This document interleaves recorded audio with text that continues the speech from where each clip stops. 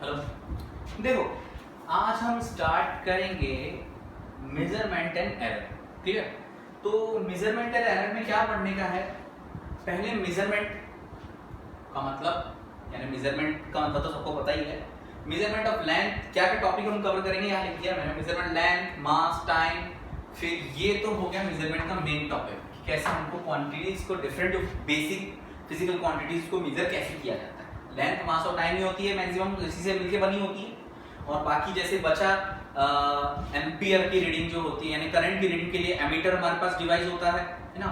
और amount of substance मोल के लिए तो हमारे पास कुछ कैलकुलेशंस होती हैं, उस कैलकुलेशन का यूज करते हैं, केमिस्ट्री में पढ़ेंगे वो। और उसके अलावा अपने पास क्या बचा, ल्यूमिनस इंटेंसिटी, उसके लिए भी अलग डिवाइस हैं जो इंटेंसिटी को मेजर करते हैं। ये सब बेसिक अलग अलग क्वांटिटीज को मेजर करने के। टेम्परेचर के लिए जैसे थर्मोमीटर होता है, डिग्री सेल्सियस, फ़ारेनहाइट, केल्विन के लिए अलग अलग जैसे होता है, वो रिलेशन है और कुछ डिवाइसेस हैं। तो जो बेसिक होती है लेंथ, ये बहुत ही वास्ट टॉपिक है तो उसको अलग से पढ़ना पड़ता है। बाकी सब तो सिंपल है क्योंकि डिवाइस है, इसमें क्या अलग अलग मेथड होते हैं, अलग अलग डिवाइस होते हैं, बहुत सारी चीजें होती है, बहुत ही वास्ट रेंज होती है। मास में भी यही है और टाइम में भी अलग अलग टेक्निक अब नई नई आ रही है। अब एक्यूरेसी और प्रिसीजन जो आप मेजरमेंट करोगे उसके अंदर एक्यूरेसी क्या है और प्रिसीजन का मतलब क्या है वो समझेंगे। और एरर के बारे में जानेंगे, एरर को किस तरह से कितने टाइप की होती है, किस तरह से कैलकुलेट किया जाता है, अलग अलग इसका पूरा एक मैथमेटिकल सेक्शन होगा इसके अंदर। कॉम्बिनेशन ऑफ एरर भी उसी का टॉपिक है जो एरर से रिलेटेड ही है। और साथ में पढ़ेंगे सिग्निफिकेंट फिगर। सिग्निफिकेंट फिगर बहुत ही इंपॉर्टेंट टॉपिक है, केमिस्ट्री में भी आपको ये पढ़ाया जाता है। आप अभी से अच्छा सीख लेंगे तो केमिस्ट्री में वापस पढ़ने की जरूरत नहीं पड़ेगी, सिंपल तरीके से आप ये समझ जाओगे। तो पहले स्टार्ट करते हैं measurement of length. Measurement of length, मान लो कि आप कपड़ा लेने गए, क्या लेने गए, कपड़ा, कि मैं तो ड्रेस सिलवाऊंगा या सिलवाऊंगी। तो क्या करोगे, आप कपड़े की दुकान पे जाओगे और उसको बोलोगे कि भैया मेरे को है ना 2 मीटर कपड़ा दे दे, बढ़िया बढ़िया मस्त मस्त अच्छा सा दिखाओ। तो आपको जैसे शर्ट सिलवानी है तो आप जाके कपड़ा दोगे, तो कपड़े वाला क्या करता है कि उसके पास बड़ा लंबा सा डंडा होता है ना। या तो डंडा होगा तो वो एक रखेगा, कपड़े को वहां तक ले जाएगा, फिर वापस पकड़ के लाएगा, फिर डंडे तक मेजर करेगा।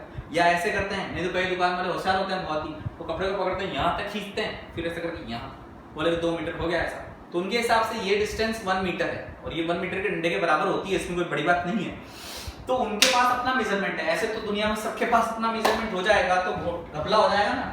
तो अब जैसे मैंने आपको छोटी क्लासेस में बोलता था कि आप लाइन खींचो, आप बोलते थे सर कितने सेंटीमीटर की खींचूं, मैं बोलता था 6 सेंटीमीटर की खींचो, तो आप स्केल लेके 6 सेंटीमीटर की लाइन खींचते थे। बिल्कुल सिंपल सा फंडा था, आपके पास स्केल होता था, आप स्केल का यूज करके लाइन खींचते थे, मेजरमेंट उससे लेते थे कि 6 सेंटीमीटर इतना हो गया यहाँ से लेके यहाँ तक, ये डिवीजन हो गया। तो वो आपने मीटर सेंटीमीटर मेजर करने के लिए तो आपने देखो एक बड़ा स्केल देखा जिसमें बड़ा मेजरमेंट है, क्लियर, एक छोटा स्केल देखा जिसमें छोटा मेजरमेंट है। तो मेजरमेंट आपको किस लेवल का करना है उस हिसाब से आपके पास मेजरमेंट के डिवाइसेस होते हैं। तो मीटर स्केल हो गया, ये आपका छोटा फुट क्या बोलते हैं उसको तुम, ऐसे ही होता है ना, फुट पट्टी बोलते हो उसको तुम, तो वो हो गया।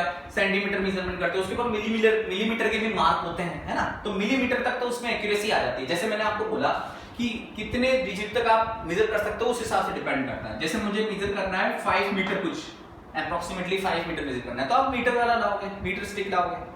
और अगर आपको मेजर करना है 535 सेंटीमीटर यानी कि 5 मीटर एंड 35 सेंटीमीटर, तब आप ऐसा लाओगे जिसके ऊपर सेंटीमीटर का मार्क भी हो, है ना। इंच टेप आती है आपकी, उसके अंदर सेंटीमीटर का मार्क होता है, तो वो यूज करोगे।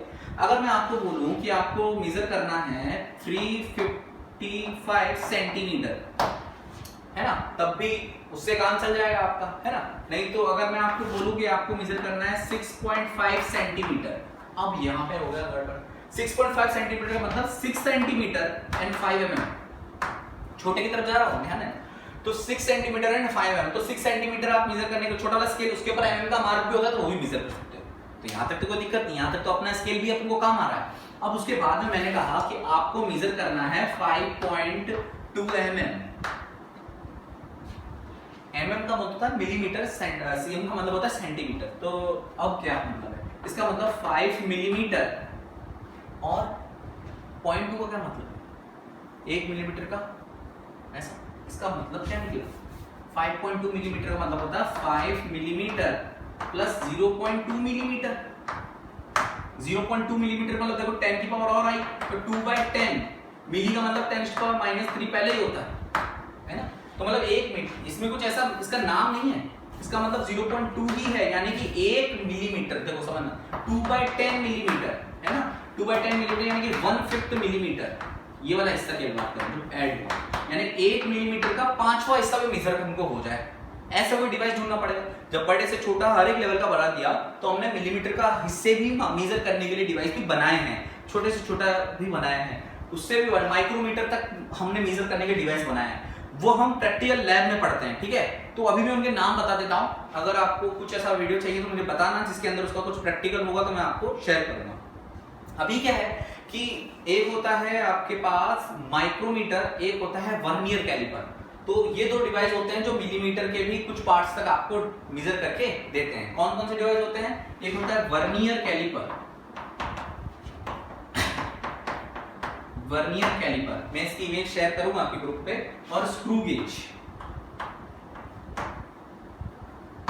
स्क्रू गेज जो होता है उसका नाम माइक्रोमीटर भी बोलते हैं कई लोग, स्क्रू गेज या माइक्रोमीटर, और वर्नियर कैलिपर। वर्नियर कैलिपर इसलिए नाम पड़ा जाता है, इसके ऊपर एक मेन स्केल होता है और एक मूविंग स्केल होता है। जो मूविंग स्केल होता है उसको वर्नियर स्केल बोलते हैं। तो पूरा अरेंजमेंट मिलकर वर्नियर कैलिपर बनता है। ये क्या करता है, 1 सेंटीमीटर के और हिस्से का लेता है mm, फिर mm के भी और हिस्से आपको मेजर करके देता है। कैसे करके देता है वो मैं बताऊंगा, इसमें कुछ लीस्ट काउंट होता है, सब अपन डिस्कस करेंगे, क्योंकि ये इस बोर्ड पे बताने वाली चीज नहीं है, वो प्रैक्टिकल वाली चीज है, थोड़ा प्रैक्टिकल में उसको डिस्कशन करेंगे। अब बात करते हैं आगे कि और कौन सा तरीका होता है मेजरमेंट का। ये तो हो गया कि हाँ मैं मीटर नाप लिया, चलो ठीक है, रोड भी नाप लेंगे, अपन को दिक्कत नहीं है। रोड कैसे नाप लेंगे कि भैया रिवोल्यूशन के हिसाब से, कि आपके पास पेरीमीटर है तो इतने रिवोल्यूशन किया तो अपन ग्राउंड की लेंथ वगैरह विड्थ वगैरह पता लगा सकते हैं। और भी तरीके हैं कि वो पुराने जमाने में होता था खंबे पे धागा बांधते थे, फिर ऐसे मेजर करते थे, फिर उसको मीटर वाले स्केल से मेजर कर लेते थे। और ज्यादा डिस्टेंस होती है तो वही रोलर वाला तरीका है, मेजर किया जाता है कि कितने रिवोल्यूशन है तो कितने किलोमीटर चला। तो ये सब छोटी छोटी चीजों का। लेकिन अगर मैं बोलूं कि और ज्यादा लार्ज डिस्टेंस आपको मेजर करनी है, बहुत ज्यादा बड़ी बड़ी, जैसे कि चंदा मामा कितनी दूर है, यानी कि चांद कितना दूर है, ये मेजर करना है। तो अब हमने क्या किया, जब इस तरह की डिस्टेंस हमारे साथ मेजर करने के लिए आई तो हमने मेजरमेंट ऑफ लेंथ को 2 कैटेगरी में डाल दिया। एक होता है डायरेक्ट मेजरमेंट और एक होता है इनडायरेक्ट मेजरमेंट, ठीक है। तो डायरेक्ट मेजरमेंट इतनी देर से जो हम पढ़ रहे हैं वही डायरेक्ट मेजरमेंट। आपको वर्नियर कैलिपर लगाना हो तो वर्नियर कैलिपर लगाएंगे, वो मेजरमेंट दे देगा, डायरेक्ट आपने यूज किया जहां पर भी मेजर करना है, मीटर में भी ऐसा। इनडायरेक्ट मेजरमेंट क्या है, उसमें आप ऐसा नहीं कि चंदा मामा पे फीता लगा के आए और यहाँ से नाप रहे, ऐसा नहीं करते, बहुत दूर एक तलमा फीता भी नहीं बनेगा। तो मेनली तो ये हो गए डायरेक्ट मेथड्स, कैसे हो गए डायरेक्ट मेथड्स, क्लियर। अब बात करेंगे इनडायरेक्ट मेथड की। कौन सा मेथड? इनडायरेक्ट। इनडायरेक्ट मेथड में आता है आपका जो सबसे बेस्ट एग्जांपल पैरालैक्स मेथड।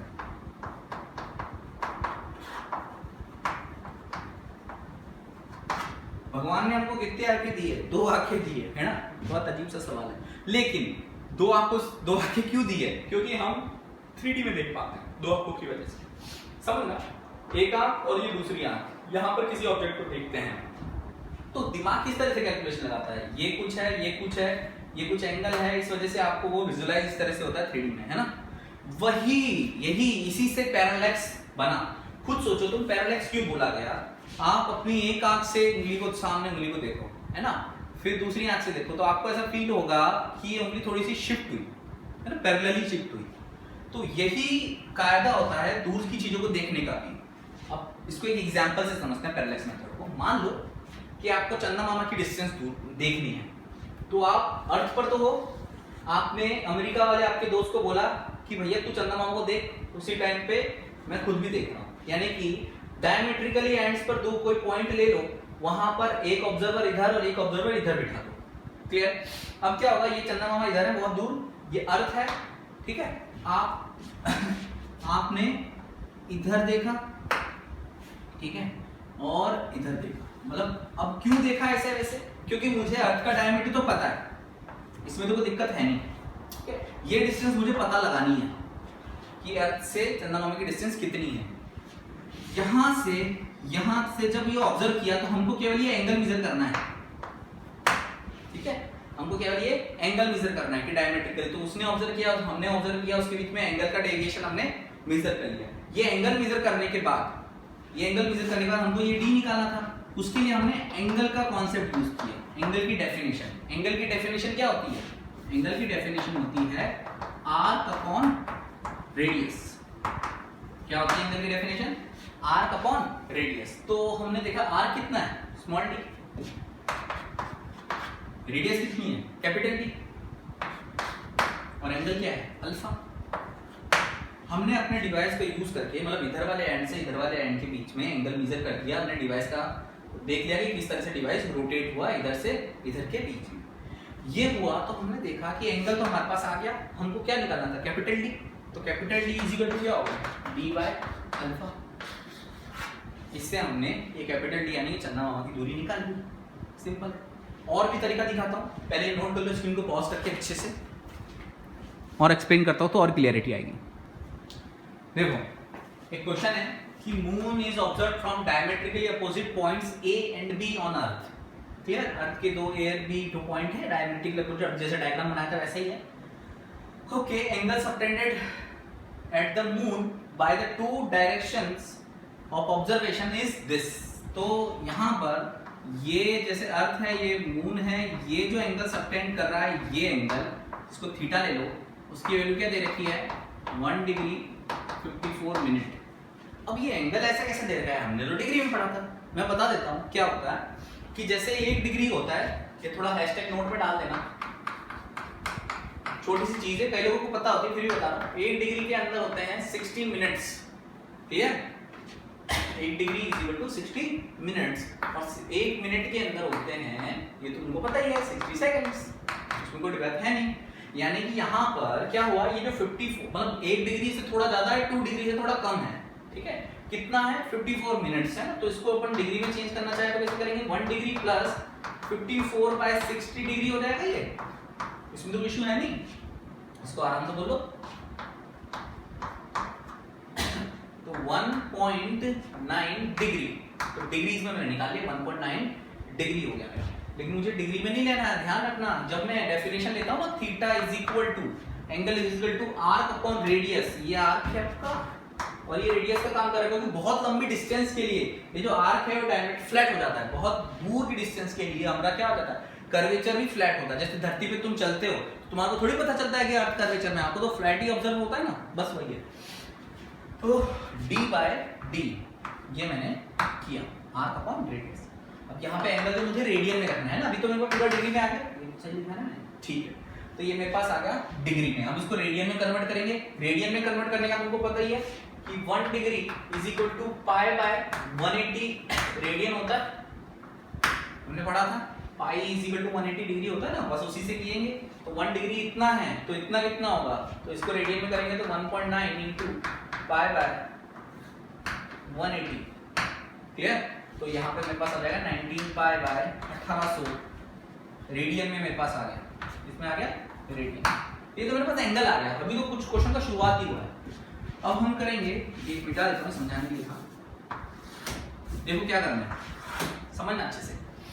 हमने कहा कि हमको जिसको आता है वो ठीक है, खुद से करने की कोशिश करें। Given the diameter of earth about the this, तो डायमीटर यानी कि स्मॉल डी की वैल्यू मुझे गिवन है 1.276 into 10⁷, थीटा मुझे गिवन है, और मुझे कैपिटल डी की फाइंड करनी है, find the distance of the moon from the, simple है मेरे पास। तो मुझे पता था theta is equal to D by D mark upon radius, तो D is equal to D by theta, इसमें कोई इशू है नहीं। तो डी की वैल्यू मेरे पास है 1.276 into 10⁷ डिवाइड बाय थीटा की वैल्यू रेडियन में कन्वर्ट करना जरूरी है, ध्यान देना, क्या है 19 पाई बाय 1800। अब आपको क्या करना, इसको कैलकुलेट ही करना। थोड़ा कैलकुलेशन थोड़ा अजीब सा है, क्योंकि डिस्टेंस भी तो बहुत बड़ी है, तो इतना काम तो आपको करना ही पड़ेगा। इसको आप आराम से कैलकुलेट करो और आंसर निकालो, आपका आंसर आ जाएगा, सिंपल है। मैच करने के लिए मैं बता देता हूँ, कैलकुलेशन मैंने करके रखी है। इसकी वैल्यू आ जाएगी आपके पास 3.84 into 10⁸, 3.84 into 10⁸। ये कर लेना। एक और छोटा सा टाइप ऑफ डिस्कस करो, उसको स्क्रीन पॉज करके नोट कर लो, क्वेश्चन को सॉल्यूशन खुद से करना, समझा मैंने दिया है।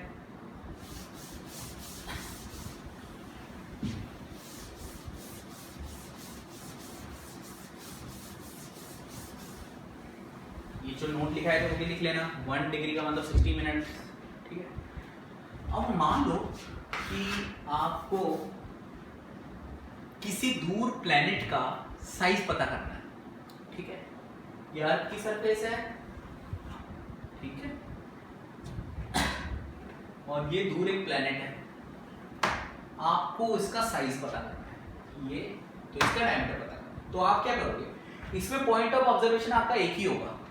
आप क्या करोगे, पहले इसके डायमेट्रिकली वन एंड को ऑब्जर्व करोगे और एंगल को घुमाओगे। आपने डिवाइस जो ऑब्जर्व करा ना उसको ऐसे घुमाओगे, तो उसको घुमाएंगे तो दूसरा कहां तक घुमाओगे, जब तक कि दूसरा एंड नहीं आ रहा। बड़ी टेढ़ी सी लाइन है लेकिन समझ जाओ। मुझे ये डिस्टेंस पता है कि वो प्लेनेट कितना दूर है, ये मुझे पता है। मुझे उस प्लेनेट की साइज पता लगानी है, ठीक। तो ये एंगल मैंने डिवाइस से मेजर कर लिया, थीटा, ये मुझे पता लगाना है इसमें। वही same concept, angle equal to arc upon radius. बहुत लंबी डिस्टेंस के लिए जो डायमीटर वो आर्क का काम कर रहा है, तो theta is equal to angle is equal to arc upon radius. मुझे क्या पता लगाना था, ये तो d इज इक्वल टू हो जाएगा d थीटा। हम कर सकते हैं, इसमें कोई बड़ी बात नहीं है। एप्रोक्सीमेट डिस्टेंस तो आएगा, क्योंकि बहुत लंबी है तो एप्रोक्सीमेट ही आएगी। वैसे ही काफी एक्यूरेट भी हम निकालना शुरू कर चुके हैं, ऐसे ऐसे टेलीस्कोप बन चुके हैं जो काफी एक्यूरेट तक निकाल जाते हैं। लेकिन मेथड हमारे पास कौन सा है, पैरेलैक्स मेथड। सिंपल है, नोट कर लो इसको, कोई भी प्रॉब्लम हो तो बोलना मुझे। अब हम बात करें, पैरेलैक्स मेथड हम सीख चुके हैं। एक और क्वेश्चन करते हैं, इसको नोट करने के बाद एक और क्वेश्चन करते हैं जो इसी से रिलेटेड है। एक और क्वेश्चन है जो दूसरे एग्जाम्पल से रिलेटेड है, दूसरे केस से रिलेटेड है पैरेलैक्स के। तो द सन यानी कि सूरज भगवान एंगुलर डायमीटर इज मेजर्ड, यानी कि एंगुलरली जो हमने डायमीट्रिकली एंड पे अपने डिवाइस को लगा के मेजर किया वो कितना आया, 1920 सेकेंड्स। यहाँ पर छोटी सी एक चीज मैंने इसलिए पहले से कैलकुलेट करके आपके लिए रखी है कि 1 सेकेंड का मतलब कितने रेडियन होता है, ठीक है। तो 1 सेकेंड को पहले मैंने डिग्री में चेंज करके वही पाई बाय 180 की रिलेशन से निकाला। तो इससे मैंने पहले से निकाल लिया ताकि ये रिलेशन आप कहीं पर यूज कर पाओ। हैशटैग नोट में डाल देना इसको, कहीं कहीं काम आ सकती है आपको, नॉलेज वाले पोर्शन में होगी। तो 1 सेकंड का मतलब हो गया 4.85 into 10⁻⁶ रेडियन। रेडियन में मेजर करना होता है हमको। तो हमको पता चल गया कि सन का जो एंगुलर डायमीटर है वो इतना है। एंगुलर डायमीटर 1920 है, तो 1 सेकंड का मुझे पता है, तो 1920 का इंटू 1920 कर रहे थे। एज द डिस्टेंस, सन की डिस्टेंस यानी कैपिटल डी में जो दे रखी है 1.496 into 10⁻11। सिंपल, पहले खुद से ट्राई करना आप लोग। एंगल मुझे 1920 सेकंड है तो इंटू 4.85 into 10⁻⁻6 ये रेडियन में आ गया। कैलकुलेशन पहले नहीं करनी, कैलकुलेशन लास्ट में करनी है। स्मॉल डी आपको पता लगाना है कि डायमीटर कितना है, तो हमको पता है small D by arc upon radius is equal to angle. तो small D is equal to हो जाएगा थीटा इनटू डी। तो थीटा की वैल्यू मेरे पास है 1920 इनटू 4.85 into 10⁻⁻6 into है साथ में d कैपिटल D 1.496 into 10⁻11। अब इसको क्या करोगे, कैलकुलेशन करके आपका आंसर आ जाएगा। थोड़ा कैलकुलेशन ही दिमाग खराब करता है, आप खुद से ट्राई करना पक्के से। मैं आपके लिए कैलकुलेट करके रखा है इसलिए बता देता हूँ। उसका आंसर आएगा 1.4 into 10⁻9। क्या आएगा, 1.4 into 10⁻9 मीटर। एक्चुअल में ये ऐसा आएगा 1.393 into 10⁻9 मीटर आएगा, लेकिन उसको मैंने ऐसे करके लिखा है। कि कैसे करके लिखते हैं वो भी सिखाऊंगा। वो सिग्निफिकेंट फिगर जब टॉपिक डिस्कस करेंगे तब बताऊंगा, अभी इसको नोट कर लो। अब छोटी छोटी डिस्टेंस मेजर करने का तरीका हमारे पास है, बड़ी बड़ी डिस्टेंस मेजर करने का तरीका हमारे पास है। अब हम डिस्टेंस से तो मतलब कि लेंथ से तो हम आगे बढ़ गए, है ना। लेंथ के बाद हम आएंगे मेजरमेंट ऑफ मास पे। तो हेडिंग क्या रहेगी अपनी, मेजरमेंट ऑफ मास, ठीक है। ये नोट कर लो स्क्रीन को पॉज करके।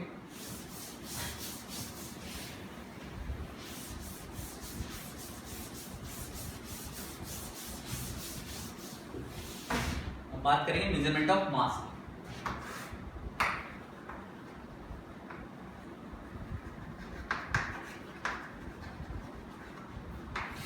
क्या होता है मेजरमेंट ऑफ मास, देख मास क्या होता है पहले वो समझना पड़ेगा। Amount of matter present in any substance is mass. किसी चीज में जितना ज्यादा मैटर होगा उसका मास उतना ही ज्यादा बढ़ जाएगा।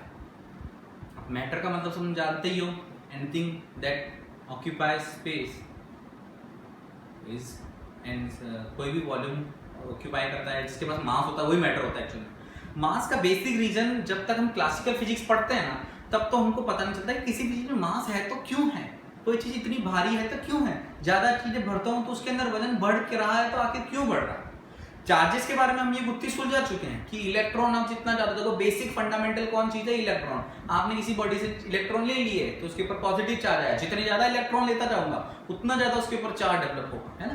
तो चार्ज जैसे एक फंडामेंटल क्वांटिटी है जो दुनिया को चलाने में रेस्पॉन्सिबल है, इलेक्ट्रोस्टैटिक फंडामेंटल फोर्स का जो मेन रीजन है उसके बारे में हम पता कर चुके हैं। लेकिन मास के बारे में क्लासिकल फिजिक्स तक कुछ नहीं पता था, लेकिन मॉडर्न फिजिक्स यानी कि अभी कुछ सालों पहले तक ही, मॉडर्न फिजिक्स में वो नहीं जो आप पढ़ते हैं, जो कुछ सालों पहले तक पता चल चुका है कि हिग्स बोसोन पार्टिकल्स होते हैं, Higgs particle, Higgs boson particle के नाम से जाना जाता है। कई लोग उसको गॉड पार्टिकल बुक को फेमस करने के लिए ऐसा बोल दिया गया, ये सब चीजें। तो वो बेसिक फंडामेंटल ऐसे पार्टिकल्स होते हैं, जैसे इलेक्ट्रॉनिक पार्टिकल है जो किसी के चार्ज के लिए रिस्पॉन्सिबल है, वैसे पार्टिकल जो मास के लिए रिस्पॉन्सिबल होते हैं। तो अभी वो पार्ट नहीं पढ़ेंगे, हम क्लासिकल के एस्पेक्ट से पढ़ेंगे कि हमको केवल सिंपली ये पता लगाना है कि मास क्या होता है। तो मास क्या होता है, सिंपल क्या है, amount of matter present in any substance.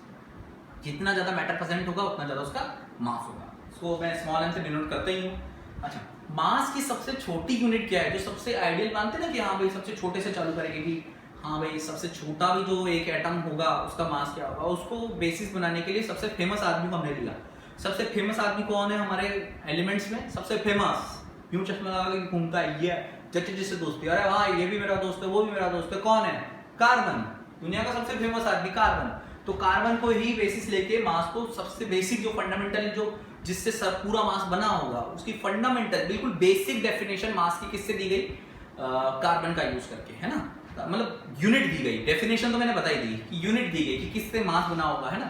तो कार्बन, कौन सा कार्बन, ये वाला कार्बन, 12-6 वाला कार्बन, ठीक है। तो बोला गया कि 1/12 ऑफ द मास ऑफ, इसमें एक चीज आती है जिसको बोलते हैं AMU, एटॉमिक मास यूनिट। ये केमिस्ट्री में भी बहुत काम आएगी और 12th फिजिक्स में आपको बहुत काम आएगी। एटॉमिक मास यूनिट AMU, इसको U से, स्मॉल u से डिनोट किया जाता है। इसका मतलब क्या है, इसका मतलब होता है कि एक AMU यानी कि एक एटॉमिक मास यूनिट का मतलब होता है 1/12 of the mass of, 1/12 mass of ये वाला एटम। कौन सा वाला एटम, ये वाला एटम, कार्बन एटम, है। कार्बन एटम बोलो तब भी सही रहेगा। 1/12 of the mass of carbon atom is 1 AMU। अब मोल कॉन्सेप्ट को थोड़ा समझना पड़ेगा। मोल कॉन्सेप्ट आपने थोड़ा बहुत पता होगा, नहीं तो फिर केमिस्ट्री की वीडियो में देख लेना, मैं बता देता हूँ मोल कॉन्सेप्ट। एवोगैड्रो नंबर एक बहुत फेमस नंबर है, 6.023 × 10⁻23। ये बताता है कि नंबर ऑफ मॉलिक्यूल या नंबर ऑफ एटम्स या number of ions present in 1 मोल। तो मैंने क्या किया, मैंने कहा कि 1 मोल अगर मैं ये वाला कार्बन लेता हूं तो उसका मास होता है 12 एग्जैक्ट, ठीक है। तो 1 मोल लिया मैंने, ठीक है। तो 1 मोल के अंदर कितने एटम होंगे, एवोगैड्रो नंबर जितने होंगे, तो ये एक एटम के बारे में हो गया, ठीक है। तो उसका 1/12 करना है मुझे, उसका 1/12 करना है, समझे। तो उससे मुझे क्या मिल जाएगा, 1 AMU मिल जाएगा। फिर से बता दूं, 12 है मेरा एग्जैक्ट मास है किसका, 1 मोल ऑफ ये जो कार्बन लेता हूं ना, 1 मोल कार्बन का मास हो गया। 1 मोल के अंदर कितने नंबर ऑफ एटम है, इतने नंबर है। तो 1 मतलब कि इतने एटम्स का इतना मास है, Na एटम्स का 12 मास है। तो एक एटम का कितना मास होगा, 12/Na। किसके, इसके एक एटम का, इसके एक एटम का मास मेरे पास है 12/Na, ठीक है। अब मुझे उसका 1/12 करना है क्योंकि मुझे एक AMU निकालना है, तो मैंने 1/12 कर दिया। तो ये मेरा 1/Na यानी कि 1/6.023 × 10⁻23 करूंगा तो मुझे 1 AMU का मतलब पता चल जाएगा। 1 AMU का मतलब क्या होता है देख लेते हैं। 1 AMU का मतलब होता है 1.66 × 10⁻27, 1.66 × 10⁻27 kg। प्रोटॉन के मास इसी से फेमस है, 1 AMU के इक्वली होता है। ये हो गया मेरा 1 AMU का मतलब, यानी कि सबसे बेसिक जो सबसे छोटी चीज होगी, है ना, जो सारे मास को क्रिएट करने वाली चीज, मतलब एक एलिमेंट जो बिल्कुल बेसिक एक एटम। तो कार्बन का 1/12 पार्ट जो होता है वो बेसिक फंडामेंटल पार्ट है जिससे सारे मास बनते हैं। तो AMU मिलकर सब कुछ बनता है। तो एटॉमिक मास की जो यूनिट है ना वो हमको पता चले। अब ये बहुत वास्ट टॉपिक होता है क्योंकि यहाँ से सबसे छोटा हमने मास निकाल लिया, जो यूनिट है ना, उससे छोटे भी होते हैं, इसमें कोई दिक्कत नहीं है। इलेक्ट्रॉन का मास होता है 9.1 इंटू 10⁻31 kg, वो इससे छोटा है। तो हमने यूनिट किसी निकाली, मैटर की यूनिट निकाली, मैटर के लिए मास की यूनिट क्या होगी, ये बहुत ही बड़ी रेंज तक जाती है। अब मैं तुम्हारे अंदर, मेरे अंदर, किसी भी ऑब्जेक्ट के अंदर देखूँ तो बहुत सारे नंबर ऑफ एटम, एक डस्ट पार्टिकल भी अगर अपन लेते हैं तो उसके अंदर 10⁻19 एटम्स होते हैं, मॉलिक्यूल्स होते हैं, ऐसे समझो। तो बहुत सारे होते हैं, तो इसलिए मास जो होता है उसकी यूनिट बहुत ज़्यादा लार्ज होती है। कहाँ तक चले जाती है अपन, 10⁻20 तक, 10⁻55 जो अपन बोलते हैं, ऐसे बहुत ज़्यादा मास की केजी किलोग्राम उसको है। तो इसकी बहुत लंबी रेंज आती है। तो इसको मेजरमेंट का बेसिक ये बना रखा है, और इसका एक आइडियल जो है वो आपको मैं बता देता हूँ क्या होता है।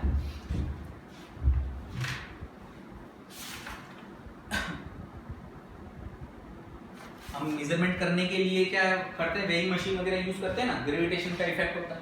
लेकिन एक्चुअल में जब हम बात करते हैं ग्रेविटेशन का यूज करके, हम जब निकालते हैं W = जैसे mg लिखते हैं, उसमें वेट निकलता है वो आपका, है ना।